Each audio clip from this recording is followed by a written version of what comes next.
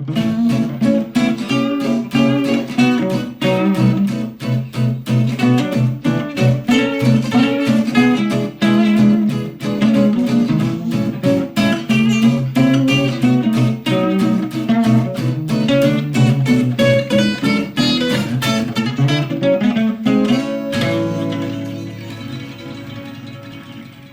so today I'm talking to Paul Green. Hello, Paul. Hi Vic, how you doing? I'm good. I'm good. Excellent. You might have to move forward to the a Tell little me bit. when I'm Yeah, you said perfectly framed. yeah. It's more the volume of your voice. Volume. Yeah. Okay. All right. I know you've. I'm not sure whether the mic's coming off your laptop. It is coming off my computer. Right. Is Okay. it problematic? No, you just sound a little bit distant, so you might have to talk up a bit. Okay, I'll do Oh, that. I'll all progress. right then, Paul. So, traditional first question. What do Sure. you do? I run a business, Vic, Yeah. Which is what? online. I got I got involved in the vaping industry Right. early doors. So it's basically just retail Right. business. I'm kind of moving away from that generally, exploring other things. I've always been a musician of some kind. Yeah. And I was thinking about this only a few weeks ago. It is probably the thing I've done the most of, that and philosophy. Okay. Uh, We're so, good. Keep going.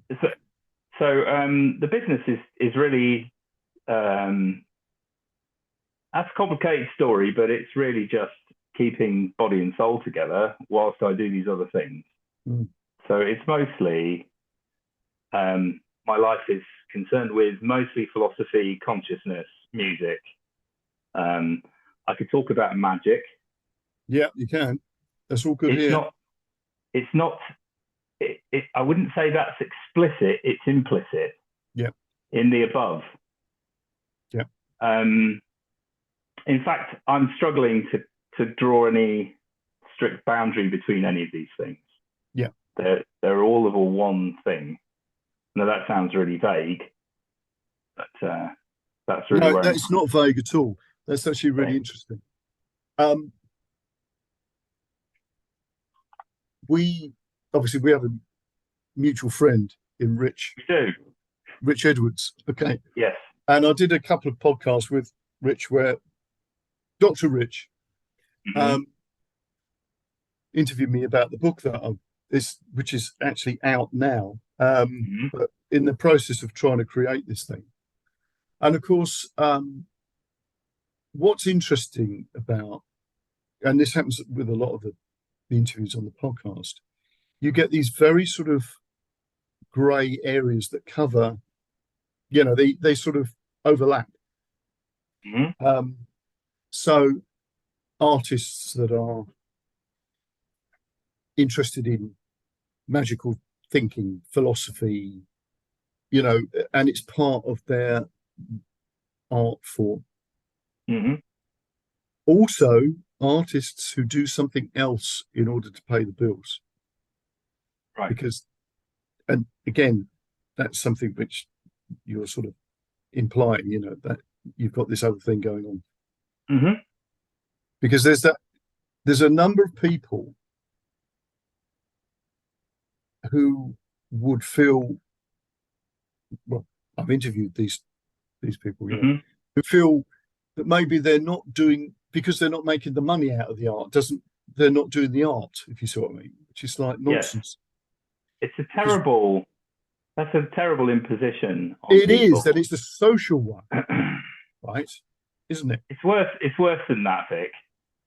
Sorry, I'm going to start waxing. Yeah, go on, throw it tendency. Right in there. Go on. I'm tangential, and I'm tangential because I've discovered that you have to be if you're going to talk about things in a real way, you have to be able to grab an opportunity to jam with it, to run with it. Yeah.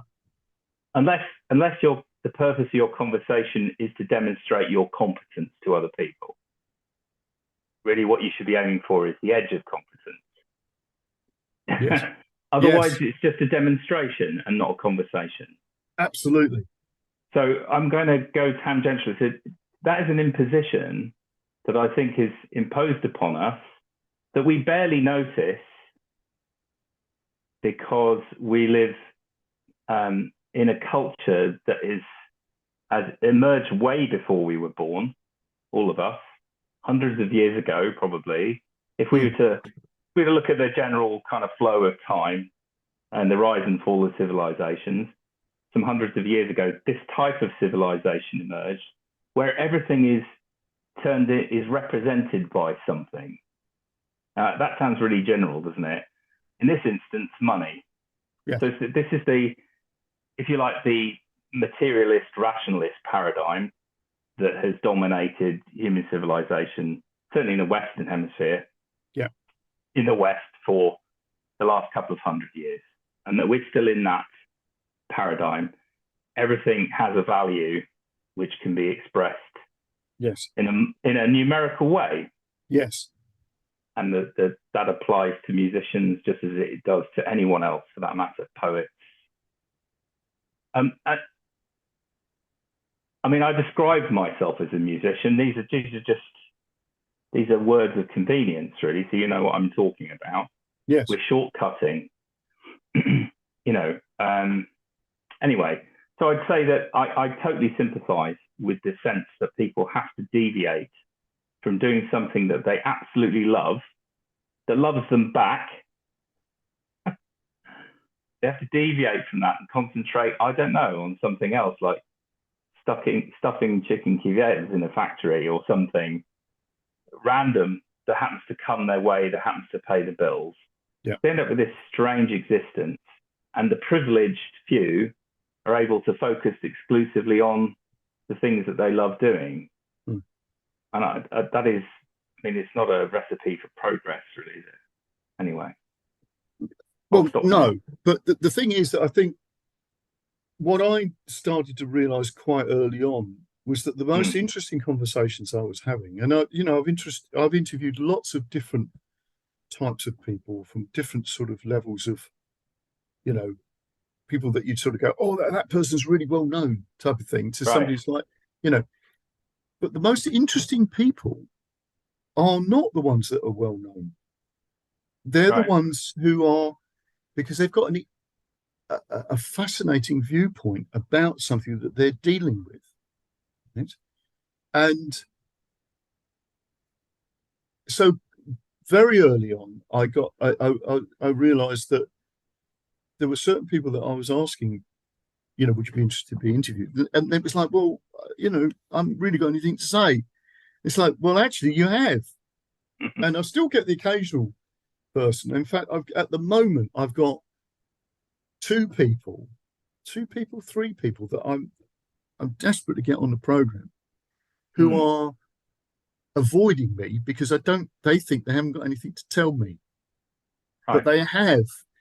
They're so interesting. Of course they have. Yes, absolutely. So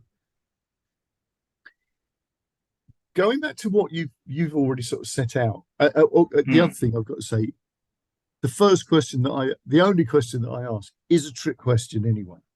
Okay. What do you do? Thanks for the warning. Well, yeah, the idea is that I'm fascinated by how people answer it. You see. Okay. And because what you've already sort of saying is, there's so much, implicit within answers and everything. And it sort of opens the doorways up, even if people avoid the question. It does that as well, right? Okay. Anyway, I'm ready. So that's my sort of trickster nature. Yeah. I brace anyway. for impact. Go. Yeah, well, Okay, so you've mentioned the music thing. Now I know because Richard's already said about what you do. So tell me about how in your earlier days, was music part of that early on, or was it something that you came to later? No, I mean, it depends what you mean. the whole house was suffused with music. Every journey in a car, Yeah. music. Then Campbell, in the early days, the Beatles, Glenn Campbell. Yeah. My dad's appalling singing. His absolute obsession with opera. Oh. My mum listening to radio in the kitchen. Yeah. Johnny Mathis. Yeah. Sneaking, like seeping out from my eldest two brothers' bedroom. Supertramp. Yes. Jethro Tull. Lots of Tull. Yeah. Lots of Supertramp. Yeah. But all sorts of other things. I mean, I could go on and on and on. It was everywhere when I was a child. And I didn't start playing until I was maybe 11. There were discarded guitars everywhere. Older brothers going off to university or whatever left instruments, which I stole, shamelessly stole, and started playing. At about 11, maybe 12, I got serious. Like I was reading a lot, and then the guitar would beckon to me, and I picked that up. It was singing, really. I wanted to play songs, right? So, I started off. They were also very handy. They were discarded back in the day chord books with songs in them with the lyrics. And, I started off like everyone else with Bob Dylan, the American classics, really. Paul Simon. Paul Simon just happened to suit my unbroken voice at the time. So that's where he sings. I couldn't possibly sing like Paul Simon now, but as a teenager, it was right there for me. So I could just slip into that. And anyway, that's when I started playing music. But music was always there. I can't remember it not being there. Always been there. And I was thinking about this the other day. It has been my most constant companion. My parents, I've had to live separate from my parents and my family. Music has always been there. And being as how my experience in music is that it is alive and conscious and communicating.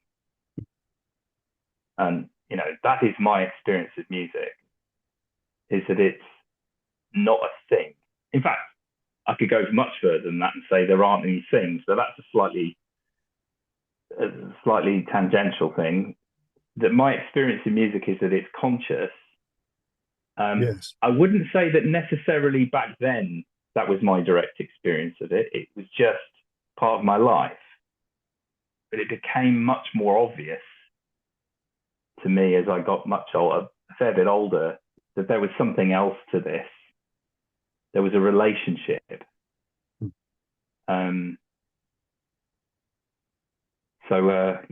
That's, sorry, does that answer your question? I think I must answer your question, good. Vic. I'm going to shut up now.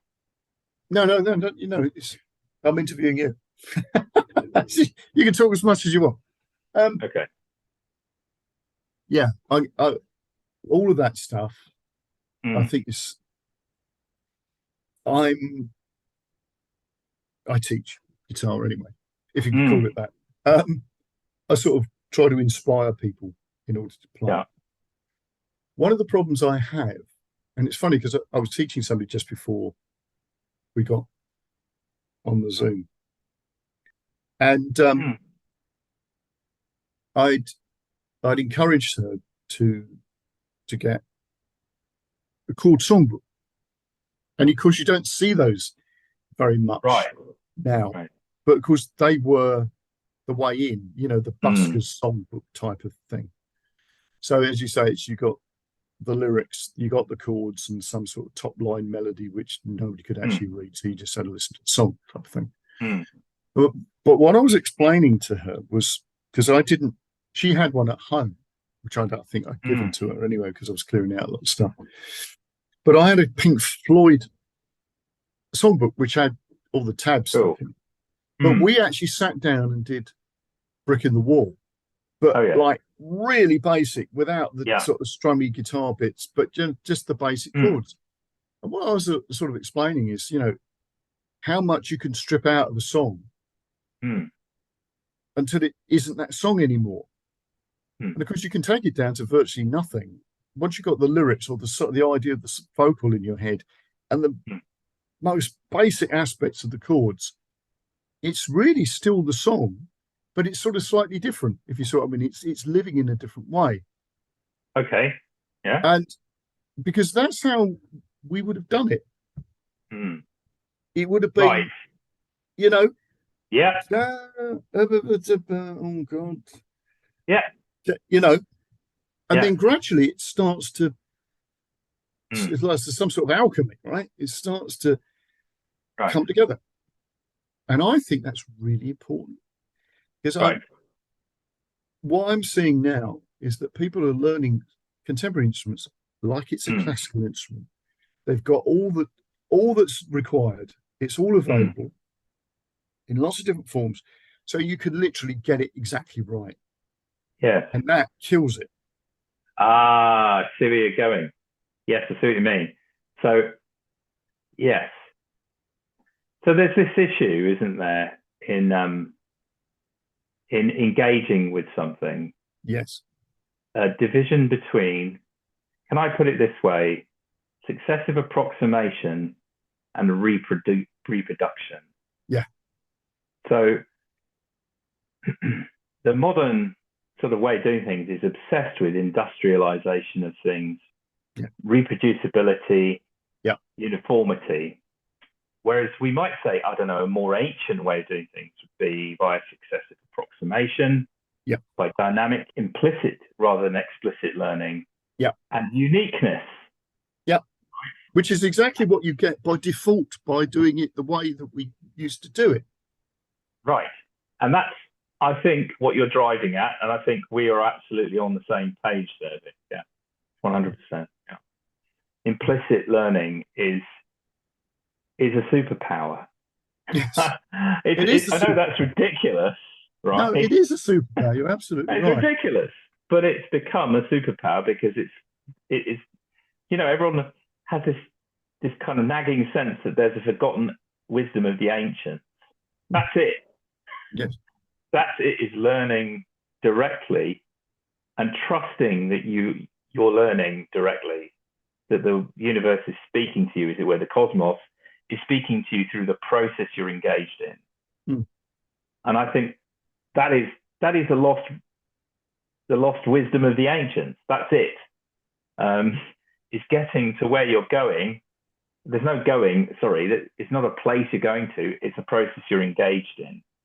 So it's not, there's an end point in an industrial process, and then you repeat that on your production line, your little station. You add your bit and somebody adds their bit and then someone checks it. And then that happens. And if you stamp them out perfectly, that's success. So a different set of criteria apply. And I mean, being as how you're talking about education in music, I mean, I didn't get one until I was in my 20s and I got involved in the Samba movement in the UK when I was at university. I didn't mention my degrees, but I did go to university, did a couple of degrees and in psychology. And whilst I was there, I mean, music was very tolerant of my affair with academia, but had plans to win me back. And that was achieved through attracting me into Samba. And I was absolutely blown away by the way Samba is taught. Yes. Tell me a little bit about that, because extraordinary. Because there is something that I'm sure will come up. I think is important. Fire away. It is done directly and not necessarily with words, so with as few words as possible, without speaking. It's a doing thing. It's called an oral tradition, but it's not the oral speaking tradition. It's speaking music, learning to speak with your hands, getting people to understand the act of two into one that is all of body coordination. Mm. I know that sounds weird. It's the bilateral into the single voice. And explaining that to somebody is a circumlocution. You just show it to somebody and get them to copy you until they can. It's walking. It's learning. It's learning. Teaching a child to walk. Dancing is just walking. Music is just walking. It's just walking. I mean, you can walk with a strut, or you can keep it straight and just stick to the route. You know, but it's just walking, and I just the incredible and elaborate rhythms and synergy that can come out of such a direct approach is literally, it was an absolute revelation to me. I'd already, you know, at school, I wasn't offered any music. I was because I wasn't interested in playing piano. I was excluded from a musical education. And, you know, it's not like I could meet some geezer like you, Vic, you know, and do a Zoom call with him or whatever, and, you know, be encouraged to play the guitar, a bit of Pink Floyd or whatever. That wasn't happening. That all had to be done in the privacy of my bedroom. So Samba was that teacher for me. And it wasn't just the people teaching the Samba, it was the music teaching me. Yes. And of course, Samba's roots are deep and long and probably undefinable. Yeah. So that was an incredible journey. Absolutely incredible. Yeah. Anyway, you were gonna go somewhere with that, Vic. Yeah, I was, because there was, and I've never been able to find this clip, but Michael Palin was on one of his, you know, tours around whatever, and he was doing something in South America, and he was in Brazil somewhere, don't know where, and somebody was teaching him. I'm pretty sure it was Samba, but it might have been something else, but I'm pretty sure it was Samba. And this guy said, all right, so he had a conga, and it was like, okay, this is what you got, play this. And Michael Palin, and he said, this is the call to the whatever, right? The goddess so-and-so of the Samba, right? And Michael Palin said, can I change it? He went, no, no, because that is, you're calling her. You can't change it, right? Now, and I just thought that, because that's like magic. You're bringing in, you're invoking or evoking or whatever you want to call, you know, however you want to think about it. But there's something very similar in bossa nova. So when I've got this summer school that I've run for years and years. And when I was setting this summer school up, I went on one of the jazz summer schools that was run by a guy called Jamie Aebersold. Jamie used to do all these backing tracks for jazz musicians to sort of warm up before they were going to go and do a gig, right? Yeah. And he had loads and loads of these backing tracks, but he ran this summer school as well. So I thought, right, this is a guy that's been doing this for a long time. This would be really good. So I went to this thing, and they put you into little combos and stuff like that. So anyway, there's me, the sort of, you know, the rock player in the jazz thing. So I had to put my jazz head on, right? Anyway, they had all these guys there, and there were loads of musicians who played for the Jazz Messengers and people like that. And I can't remember the guy's name who was running the group I was in. But I got on really well with him. We sort of go out and have a beer afterwards and everything. And he said to me, "Oh yeah, because they're all like professors of jazz in America, right? As well as playing for somebody like the Jazz Messengers." And he said, "Because we could go on these sabbaticals." He said, "So you know, I'll go off 6 months down to Brazil or wherever, amazing, whatever it is, right?" And he said, "And we did this thing on bossa nova. I played with some bossa nova musicians." And he said, "If you listen to jazz bossa nova, it's like dun dun dun dun dun, like all this, right?" Right. He said, "You do that in Brazil, they go, no, stop. No, it doesn't go like that. The bass line is boom, boom, boom. That's it. You don't go boom, ba-dum, dum. None of that. Yeah. This is a drum. It's a drum. going dom, dom in fifths, right? That's it. Yeah. It's only you American guys, you gringos that have got hold of this. And Well, so, right. so the point about it was like, there is something, as you say, it's sort of deep. Right.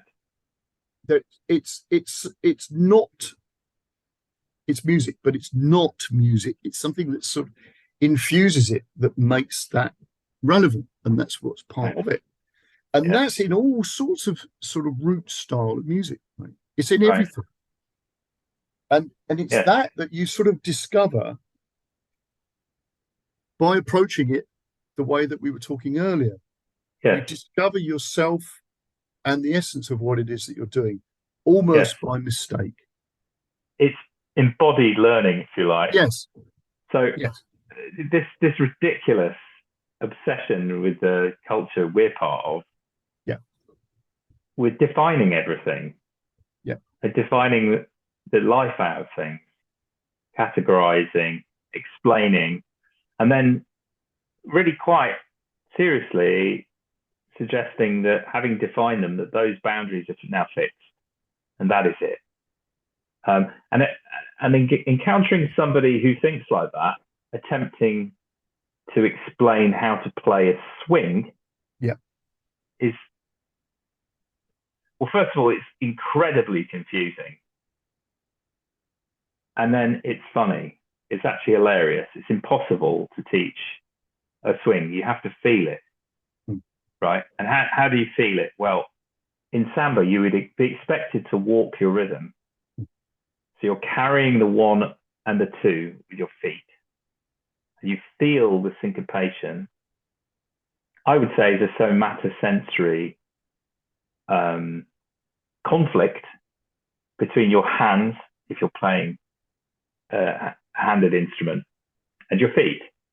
You feel the swing. If you're following the rest of your section who are playing that swing, and you can keep up, which, believe me, is a feat of some that requires a lot of private journeying into the music.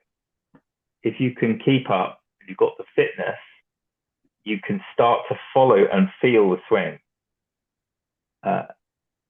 I mean, any musician will tell you the last thing you will encounter in music is the dynamic side of it, right? But that's kind of like the living soul of the music. It's the anima. Yeah, you're in the low foothills. Kind of, I wish I was good enough to actually, and if you're at that point, it's almost the moment you cross that threshold, and you can't define what it is. No, it's bliss. Yes. It's absolute bliss and wonder. You've been waiting to, and every now and then you'd have a flash, and then suddenly one day it's easy. It just you can't not do it. Here's an interesting thing, because when those moments happen, it's like it's not you. Oh, right. Now you're talking. Absolutely. And as soon as you realise it's happened, it's gone.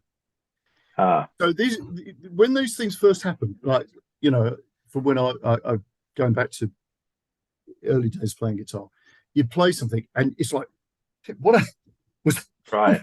And then it's like, what did I do? And as soon as you start to think, it's gone. Yes. And then that starts to happen more and more often. So I sort of explain it to kids. They've never seen blotting paper, but I say to them, look, there was this thing called blotting paper.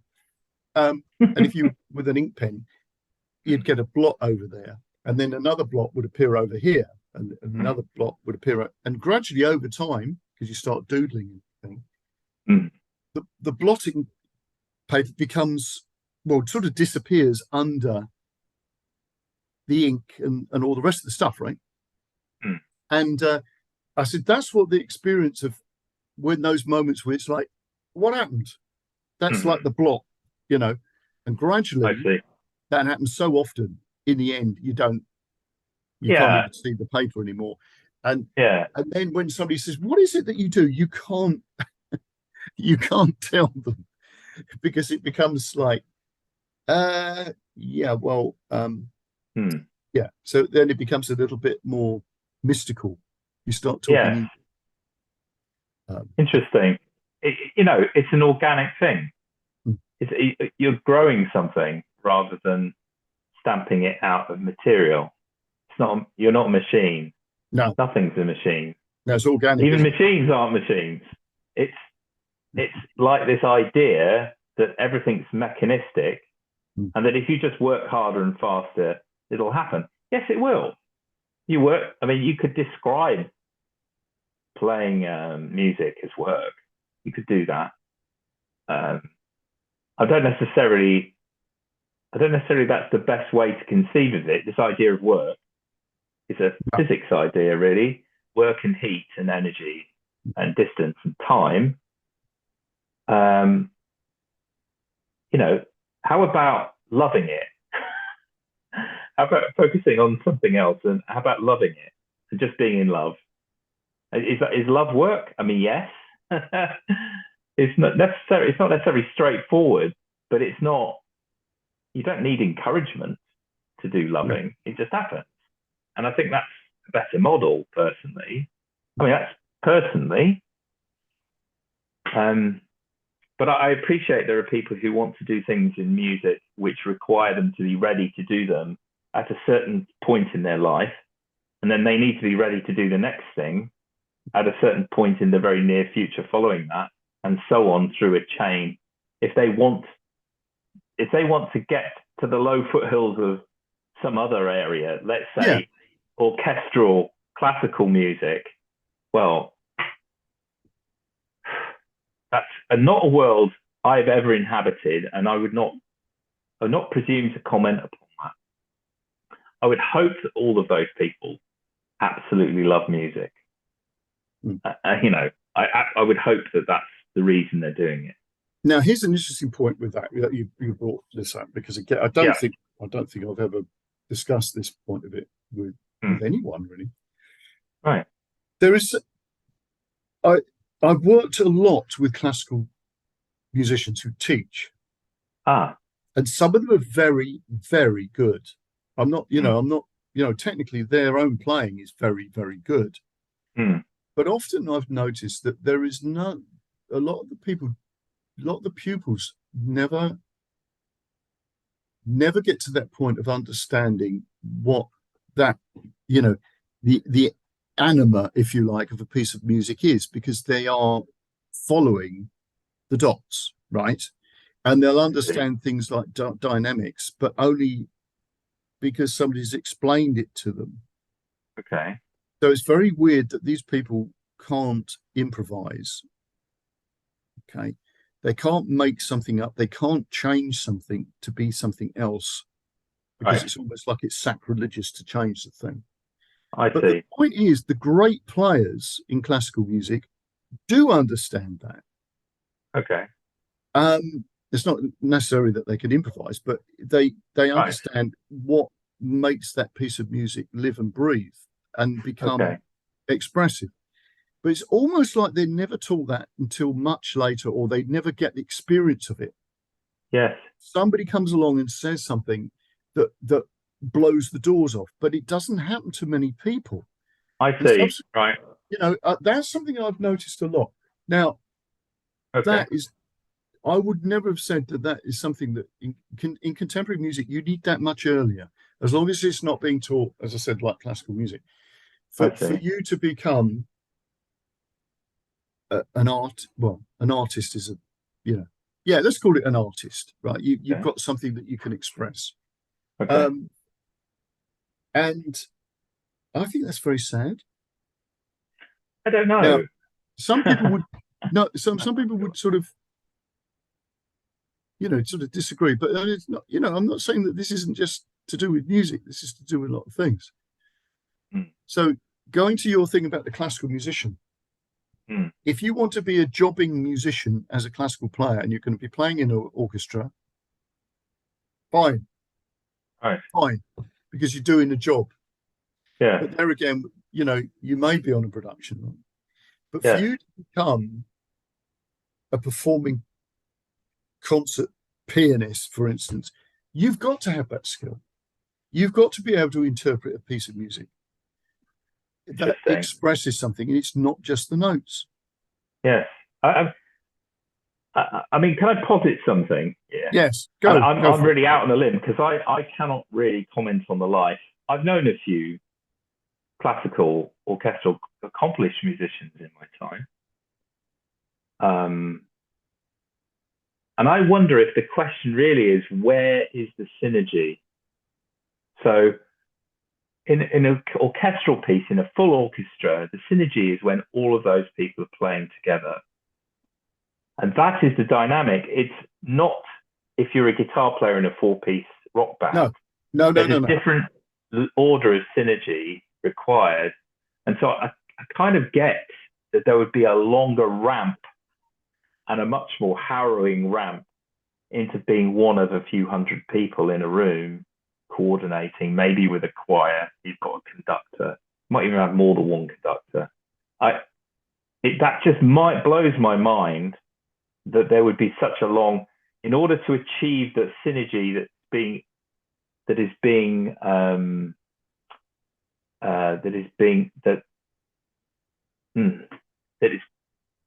aimed for by the composer of the piece, to kind of approach that vision. It's an organizational, logistic, and discipline heavy. Yeah. And I cannot imagine, having never gone down that road and not really knowing anything about it, I cannot imagine. But perhaps in those moments, live, when it's happening, that's when all of this comes together. And I would hope that that's what's happening. But I've never been in that position. I've never talked to anybody who's done it. I mean, I have a great deal of love for classical music, although it's not my main thing by any means. But I do wonder if, and it's like that with Samba, actually, in a different way. The approach to the music is different, but the synergy is in the performance. And there's loads and loads of what you might call practice, which is understanding how to stand the groove up and keep it there. It's like keeping a ball. It's playing keepy-uppy with 40 people at high volume. But the performance is something else. There are other synergies. There's movement and dance. There's other things going on. And, I understand I played for a fairly long time. I was involved at least 10 years. But I was still just a neophyte. I was really a distant observer from the actual core of that wonder that is that art form. But it was an incredible observation post to be part of that. So I think it's easy to kind of try and encapsulate things and box them off. Yeah. Much harder to imagine what you don't know about them. And I don't know anything enough about the orchestral world to know about that, or even the Samba world for that matter. And of course, in actual fact, whenever we discuss something in that way, there's always gross simplifications and but there's certain points that I'm particularly keen on allowing people, pupils or whatever, that to free their mind. So music becomes a vehicle for other things, because it's not just to do with music; it's also to do with how people are in themselves, and that's the point about art. It changes you, and changes other people.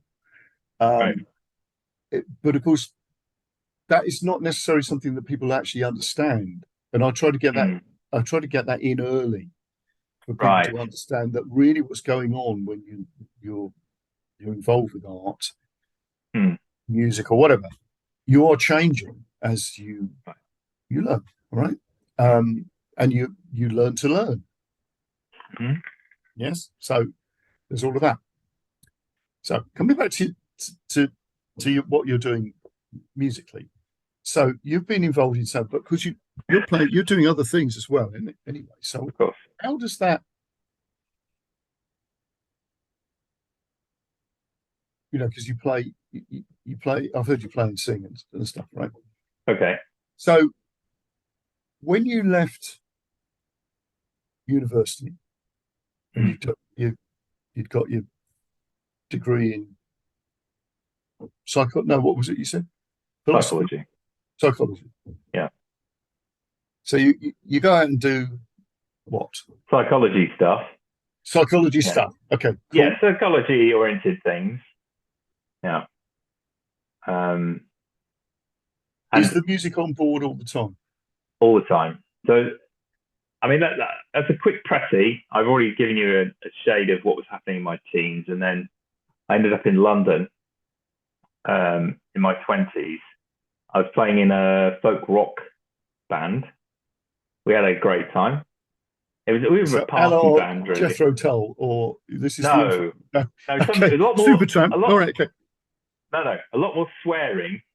Oh, and absurdity, absolute absurdity. Now that's interesting. Situationist folk rock.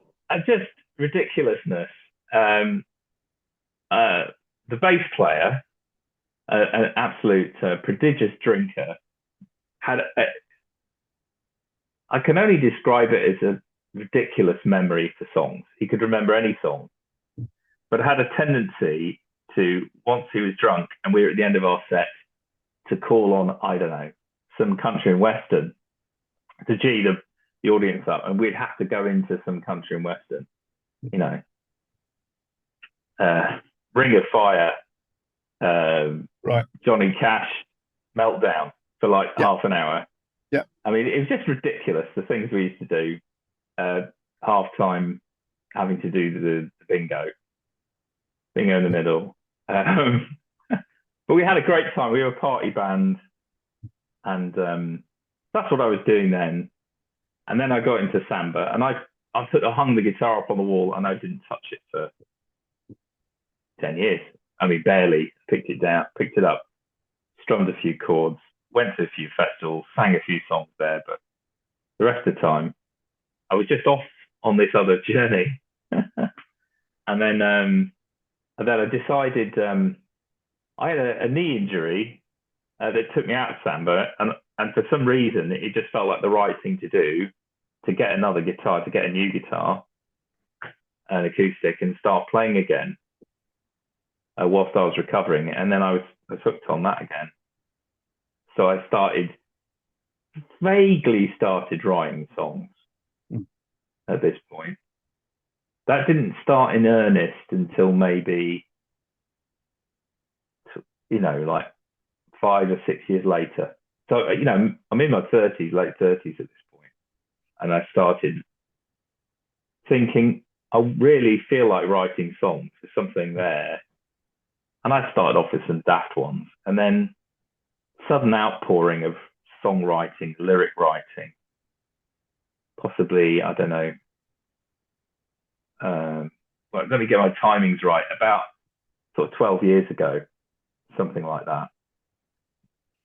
And of course, whilst I was doing the songs that were teaching me, and I'll put it this way, that's what was happening. The music was teaching me. There were some old classic folk songs that I'd never been able to shift out of my head. They'd always been there. And they were teaching me. What was really interesting is I ended up with this, the Samba starting to infuse its way. There's an instrument used in Brazil, and they call it the pandeiro. Yeah. Are you familiar with this instrument? I think I know which one you're talking about. Yeah. It looks like, to a British person, it looks like a large tambourine. Right. It's a single skin instrument with rim bells on it. Right. Rim cymbals. Yeah. And I was introduced to this by one of the chaps who ran the band locally when I was at university, a guy called John T. Weir, lovely guy, showed me how to play rudimentary things on this instrument. And I have one in my house, and I just, every now and then I'd take it off the wall and I'd play a little bit of Pandera because I loved it and it reminded me of Samba, and I wasn't playing Samba anymore. But I was never any good at it. What was really weird is when I went back to playing the acoustic guitar, the Pandero thing started happening on the face of the guitar. Just natural progression. I started playing this single. I was playing rhythms using one hand. You see a lot of guitar percussionist types who are doing all this fancy stuff with both hands and, crossing over and all that. I'm not interested. That wasn't that. It was simple, really simple. Like you were saying earlier, holding the one and the two. Really simple, and allowing the syncopation to happen from within these simple things into weaving together. That was Samba taught me that that's beautiful. Yeah. So I learned to see the beauty of that, and it started creeping naturally. I didn't think of it; it just happened. It crept into my music, and then it started teaching me. And there was this incredible feeling of one thing teaching me, and then another thing responding to that and rising up, and then that teaching me, and then a song from, Bobby Sands' "Back Home in Derry," which is a song that I'd heard, quite a controversial song in many ways for some people, but this song had been part of my life for 40 years since I was a kid, and suddenly it got fused with this. Everything started joining up, and then it would turn into something else, which then taught me something else, and then so on. And then out of the back of that, things started suggesting themselves to me lyrically. Yeah.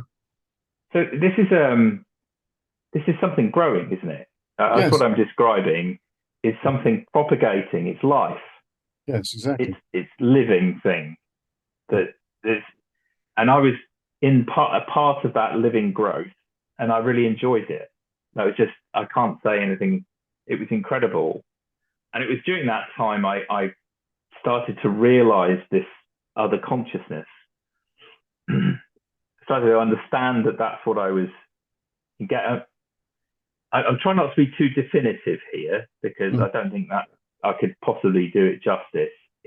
It was that, like, lyric writing in particular was astonishing to me. Because obviously, who hasn't tried to write a song or a poem and looked at it and thought, what is this rubbish? But when I got into this state at this particular point in my life, I wasn't writing songs. They were writing themselves. I was finding them. Yep. It wasn't me. Yeah. And so you've got to understand, I've been through 2 degrees in psychology. I am dyed-in-the-wool scientist, materialist, reductionist thinker. Although, to be honest, quite rebellious about that. There's an undercurrent of me being really rebellious about that underneath this, what I'm doing for a living. Yeah. And that's where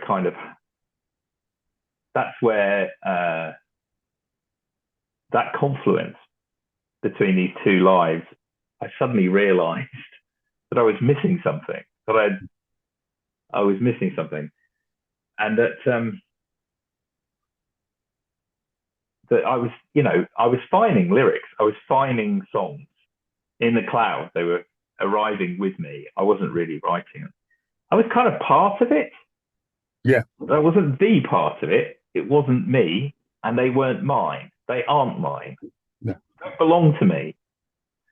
I mean, I'd like, and who doesn't like to get paid for doing something like that? But they're not mine. I know that sounds. There are people out there will be raging. Well, don't be ridiculous. They're your copyright. Yes, in a legal sense, they are. But in other senses, in important ways, they aren't. No. So anyway, I could go on about that. But that whole process of doing it was an education. And what's interesting about that is that's informed what else I've done since then. Yeah. That's informed magic. If you think about it, if you have that experience that you're dealing with a conscious other that's creatively entwined and creating something of beauty with you, it changes everything else, doesn't it? Yes, it does. If you stop there with it, you're kind of missing the point.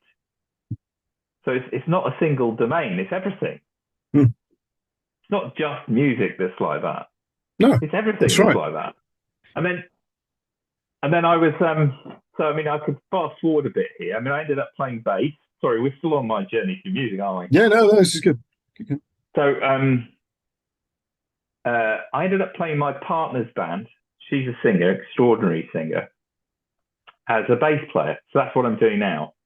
I didn't want to join a band because who wants to be in a band with a couple, frankly? And I was like, no, I can't do that. And 5 years I resisted or something.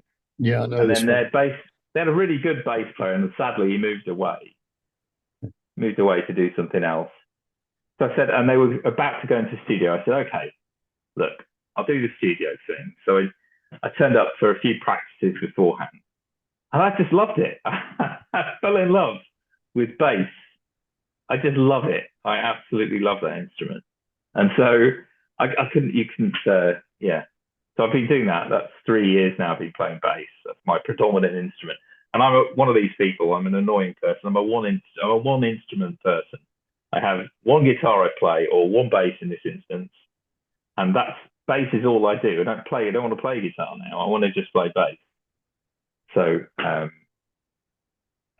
yeah. So that's where I'm at with music.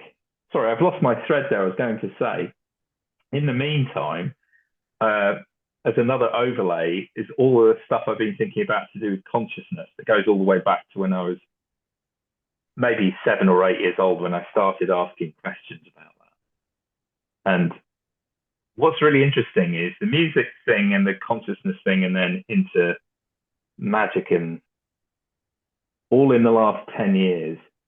And all of this stuff has been disparate and disconnected, Vic.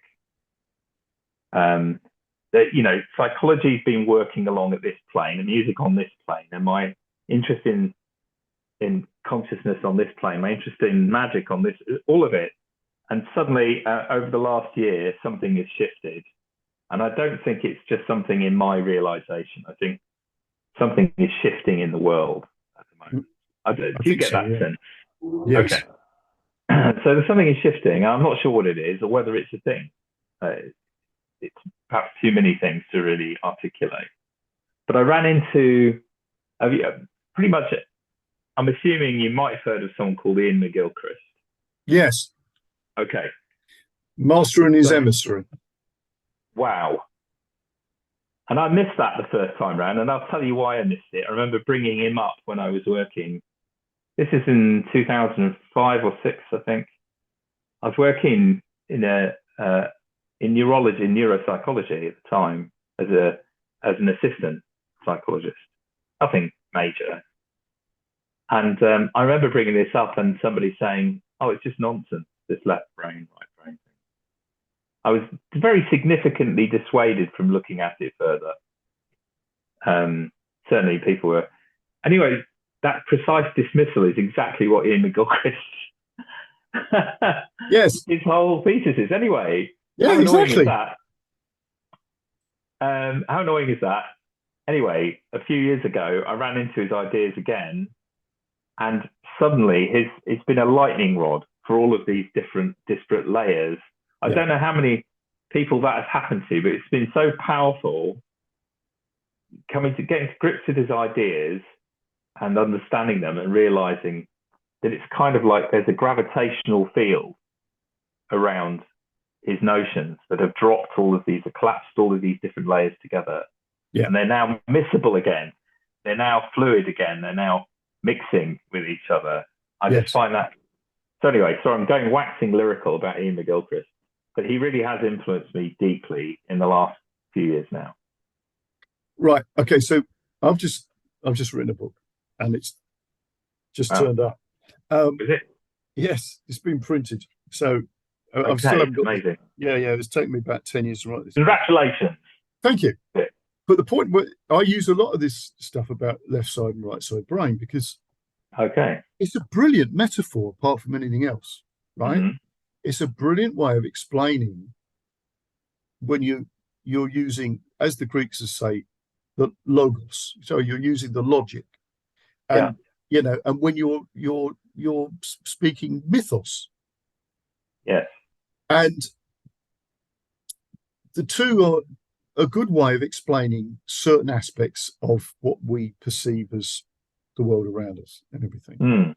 And sometimes you can't explain the thing with logic, and you have to use myth, right? Or Okay. being able to, poetry or whatever to express something. So by the time I'd finished writing this book, I thought, well, I read a book called The Brain by David Eagleman. And I Okay. thought, well, I'm going to have to make some point here about me using left and right side of the brain, and I'd already been, I mentioned mastering his hemisphere and all that stuff inside the book. Mm. But the point that struck me was like, well, there is, I'll read this little bit that I put here, and I did it as an addendum to this bit that says how to use the book. Mm. I put here, in the early part of the 20th century, Aleister Crowley produced a book called The Book of Lies. Okay. Rather curious title on the face of it, but it speaks to something profound about how we see the world. So contained within this book, Music, Magic and NLP, there are gross simplifications and maybe lies. Because whenever we talk about consciousness, we have a problem describing something as elusive.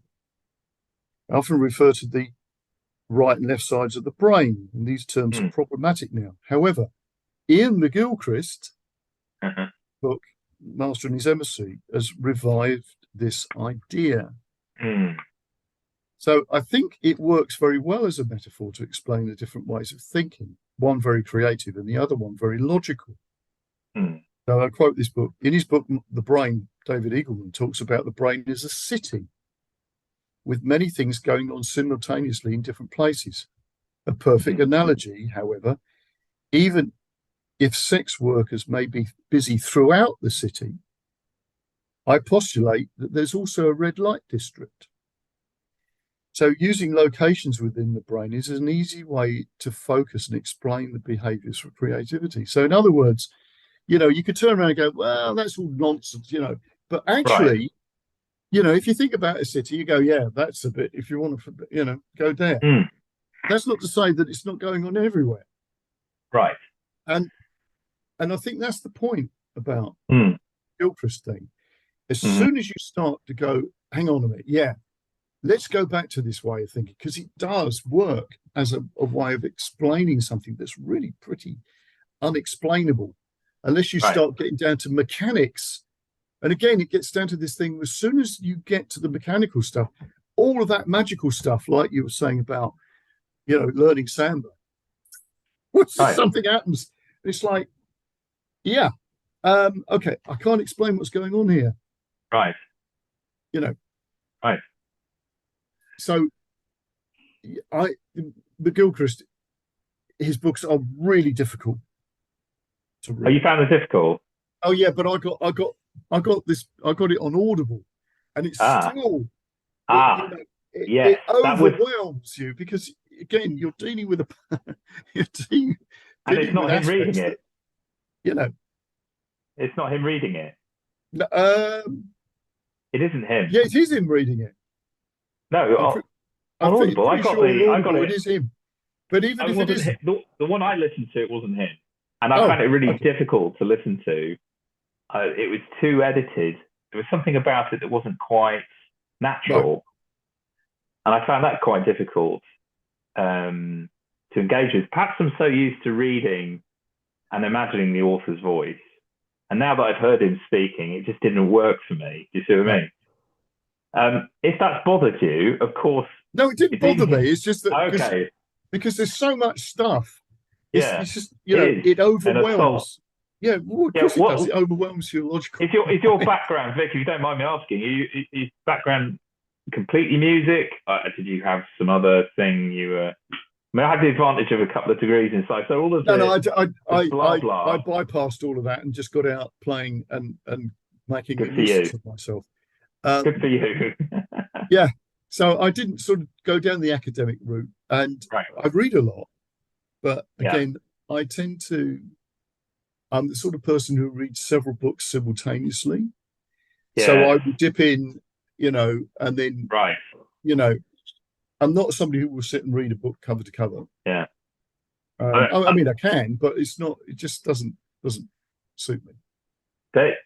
I was just going to say, Vic, if you're, and for anyone who's watching this podcast who wants to know what we're talking about, I can heartily recommend Ian McGilchrist's talks on his most recent book, his magnum opus now. Oh, okay.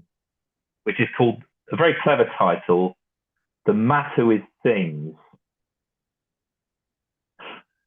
Because his point being is there aren't any things. And he's what he's done, he's actually serialized the entire contents of the book with in conversation with a professor of his name is Moran Gomez, Professor Moran Gomez, a young guy, Alex Moran Gomez. What a fantastic set of conversations. They go through each chapter of this book. It's there, it's open source. You can, the 70 quid hardback, you could just go and watch it on YouTube. And it's a conversation. It's so accessible.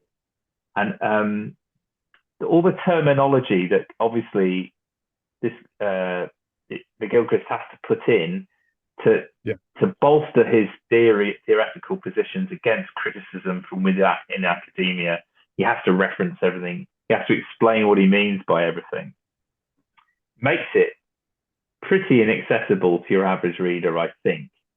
Although the ideas in them are really straightforward, I think. Yes. Yeah. And it clearly made an impact on you. Oh my God, yeah, totally. But the point about this is when you're involved with arts and you see this, when I'm teaching, I see this every day. Yeah. And I'm sort of involved with NLP, and I have been for years. And I can see what's going on, and I can feel what's going on with people. And again, there is, you mentioned academia, and this is sort of my point about the classical music thing. It makes it that certain people can't have that. You've got to have a certain, and I nearly said this about classical musicians, about people who are going to make it as the great concert pianist. They've already been winning prizes at the age of 10. There are a certain type of person who does something in a particular way. But the problem is that, and you could extrapolate that out with any skill, with Olympic athletes. They've got a certain type. You could go, well, that's their domain. But really, what I'm interested in is all these, how can I put this?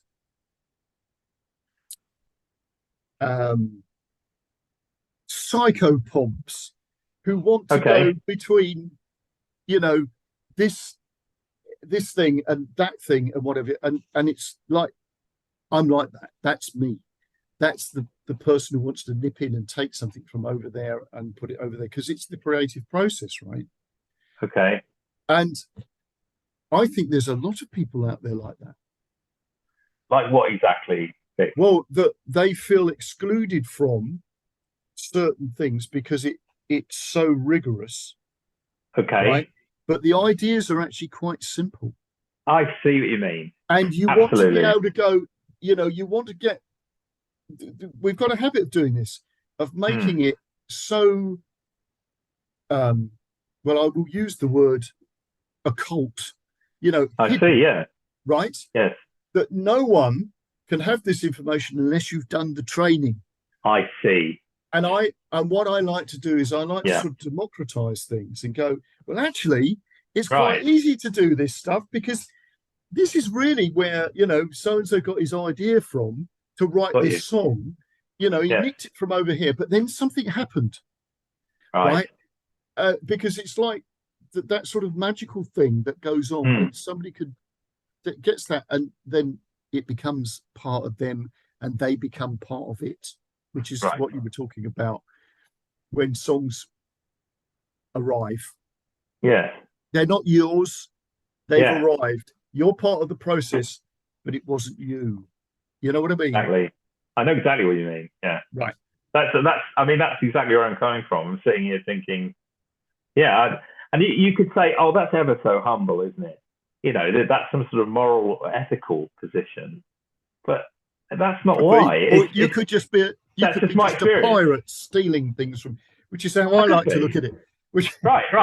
That's which a bit is very cheekier. mercurial. I quite like that idea. Yeah, you see, if you think about it, yeah, when those myths are written, or were not written, but when those myths take shape, yeah, those beings, whether that's Hermes or wherever, they're all tricksters. They're liars. Loki, they're all liars. They steal things. They do, but they're the ones who pass that stuff on. Right, I see what you mean. They disguise themselves as a beggar or something. Or or they're just downright liars, Yes. in the process of things. Yeah. So, that's the thing that I like to, within the teaching thing. Yeah. That's what I like to do, because it's almost like saying, well, you don't actually need to do all of that. Okay, you've got to engage with things. You've got to practice and all the rest of it, because otherwise it doesn't become, literally the mechanics of it doesn't happen. But the secret of it is somewhere else within that, It's a mutual attraction. I think certainly with music and with anything you engage with, you need to be. It's an affair. It's a It's a romance. It's a courtship. Yeah, it is. And what's interesting about it is what it morphs into, what other domains it takes you into. And I was going to say, this has started to. I haven't really spoken about magic, but I had very interesting experiences with.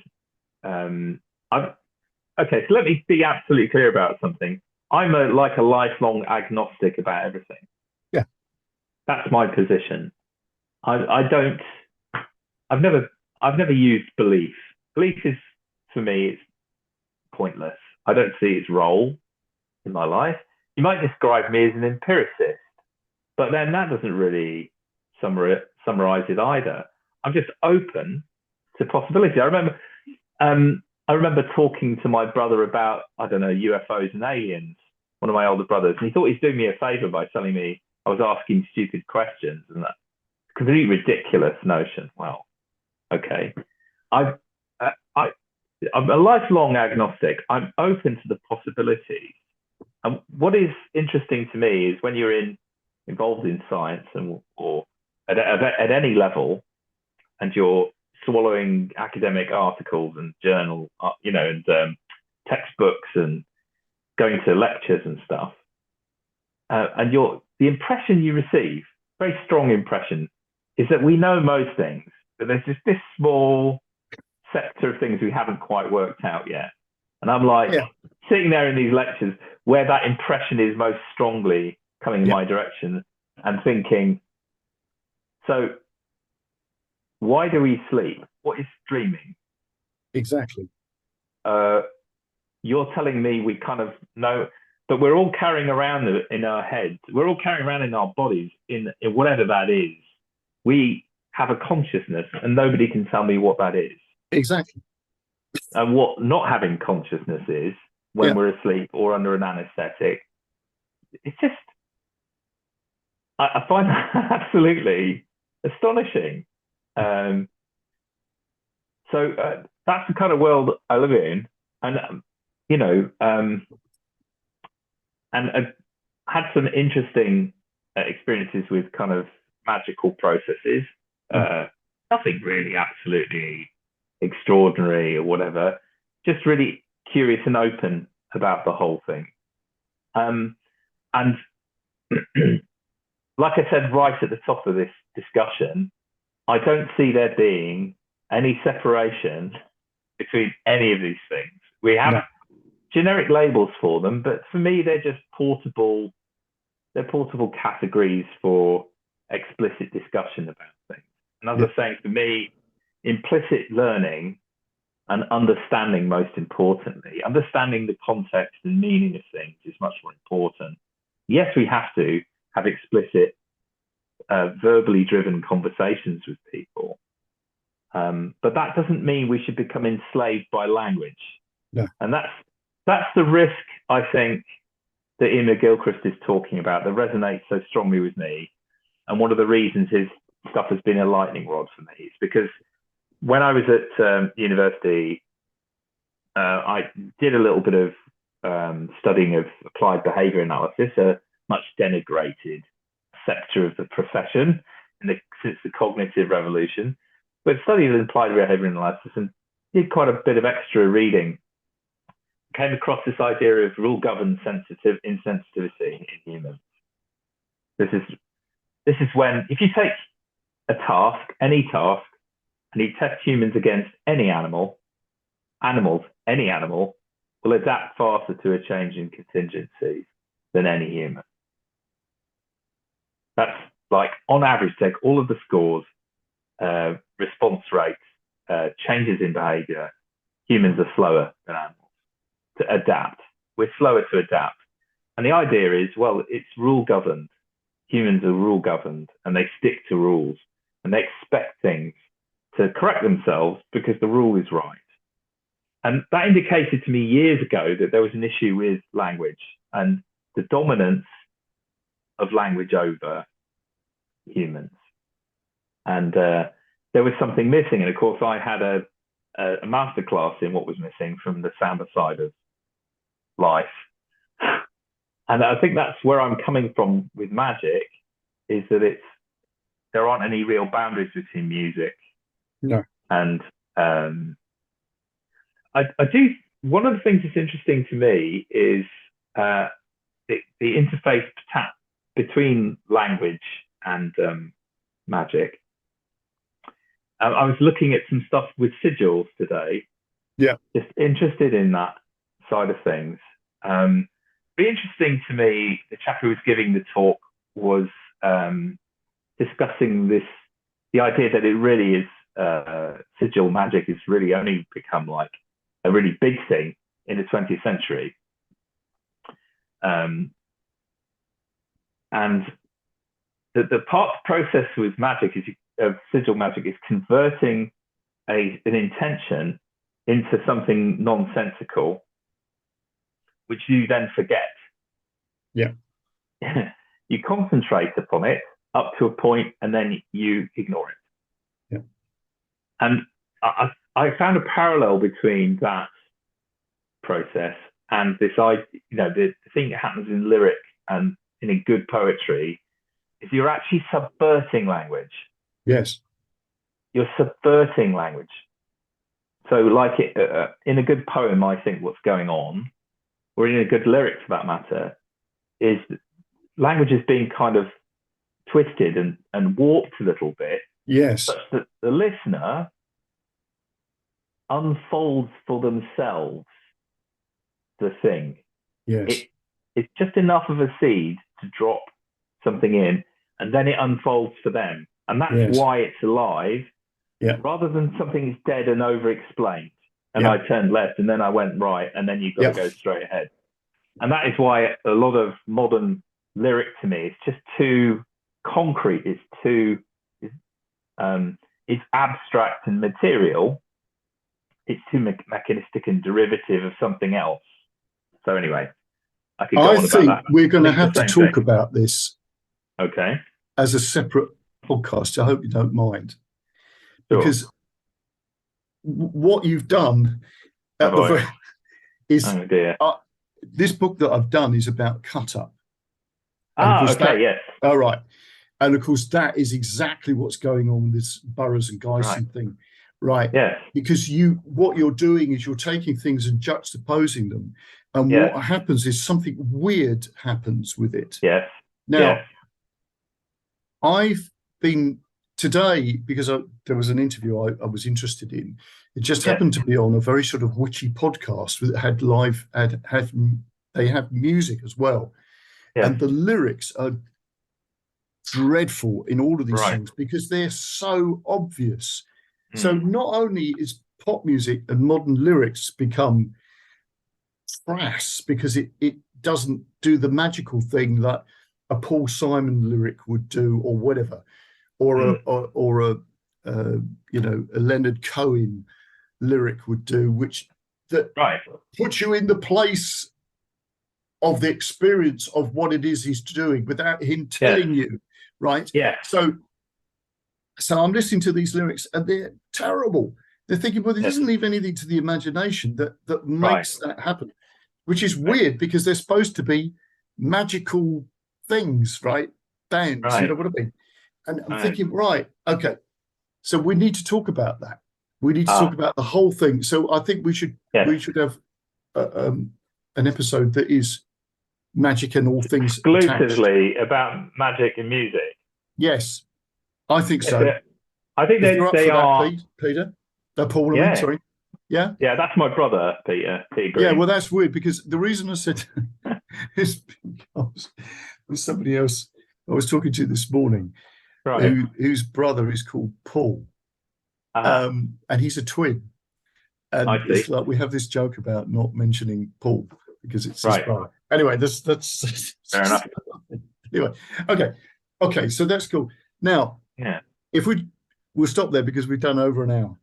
But if we could do something else, Paul, good Lord. if you're up for that. I'm up for anything, Yeah?